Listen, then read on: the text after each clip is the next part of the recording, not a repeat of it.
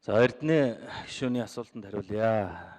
Тэгэхээр засгийн газрын хэрэглэх газрын даргаас тогмодын хад хөөг чөлөөлүүлэх энэ асуудлыг оруулж ирэхдээ яг Монгол улсын үндсэн хууль болон төрийн албаны хуулийн заасан тэр хууль дээдлэх нь төрийн үйл ажиллагааны үндсэн зарчмаа гэсэн энэ зарчмын дагуу Монгол улсын төрийн албаны тухай хуулийн дагуу энэ асуудлыг оруулж ирж байгаа. 2008 оны 12 дугаар сарын 31-ний өдрийн 47 дугаар тогтоолоор Дашвалын Батбаярыг төрийн албаны зөвлөлийн орон тооны гишүүнээр томилсон 6 жилийн хугацаатай. Өөрөөр хэлэх юм бол 2008 оны 12 сарын 31-ний өдөр томилогдоод бүрэн эрхийн хугацаа нь 6 жилийн дараа буюу 2014 оны 12 дугаар сарын 31-ний өдөр дуусгар болох байсан.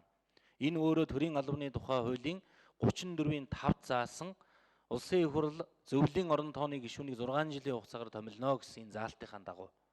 Ингээд 2013 онд Дашвалын Батбаяр өөрийн хүсэлтээр төрийн албаны зөвлөлийн орон тооны гишүүнээс одоо чөлөөлөгдөх хүсэлтэд гаргасан. Ингээд төрийн албаны зөвлөлийн орон тооны гишүүний оронтоо гарсан учраас өнгөрсөн үлдсэн хугацаан дээр нь бол тогмодын хад хөөг за улсын их хурлын 13 оны 11-р тогтоолоор томилсон. Энэ бол төрийн албаны тухай хуулийн 34-ийн 12 заасан тэр зөвлөлийн орон тооны гишүүнээр нөхөн томилогдсон хүн нь орон гарсан өмнөх хүнийхэн бүрэн эрхийн үлдсэн хугацаанд уг албыг хашнаа гэж заасан энэ 34-ийн 12 заасан энэ зүйл одоо заалтын дагуу энэ хуулийн дагуу энэ асуудал явагдаж байгаа.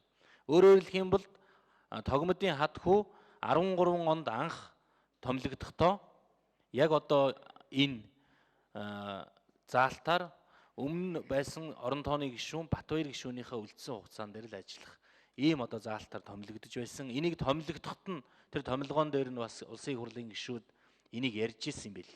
Өмнөх их хурл дээр. Тийм учраас бол энд хууль зөрчсөн ямар нэгэн зүйл байхгүй. Бүх зүйл төрийн албаны тухай хууль болон үндсэн хууль, төрийн албаны тухай хууль дээдлэх зарчим гэсэн энэ зүйл заалтынхаа дагуу ингээ орж ирж байгаа. Энийг бол Эрдэнэ гишүүн маань бас мэдэж байгаа гэдгийг бас хэлье. Тэрнээс биш өмнөх улсын их хурлын тогтоол, одоогийн их хурлын тогтоол аль нь хүчинтэй, аль нь хүчингүй гэдэг ийм асуудал бол байхгүй. Энэ бол өөрөө хуулиараа зохицуулагддаг.